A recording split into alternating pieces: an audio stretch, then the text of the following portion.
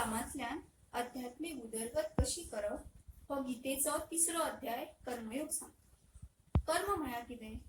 आमी जी दिसपट्टी कामां करता, चलप, उठप, न्हिदप, खावप, जेवप, ही सगळी कर्म। कर्म 4 तरेची आसता: सकर्म, विकर्म, अकर्म आणि निष्काम कर्म।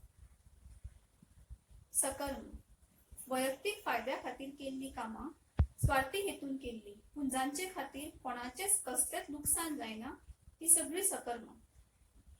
वायट कामां जशी मारप, फटप, लुटप, चोरप, जाचे खातीर समाजाचे खूप नुकसान जाता, ही सगळी विकर्म।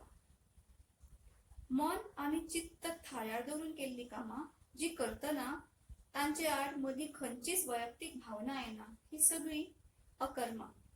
आणि निस्वार्थी हेतून केल्ली काम म्हणजेच निष्काम कर्म। निष्काम कर्माचो एक सगळ्यात व्हड उदाहरण म्हळ्यार महात्मा गांधी।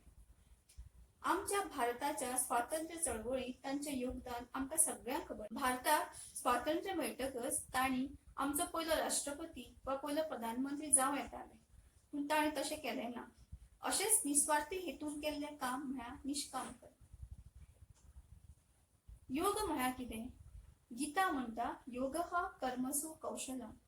आपले काम व्यवस्थितपणान आणि कुशळटायेन करप। सादे उदक पितना लेगीत आंगार साडी नासतना, उस्तुरे वचनासतना व्यवस्थितपणान पिवप म्हळ्यारूच योग।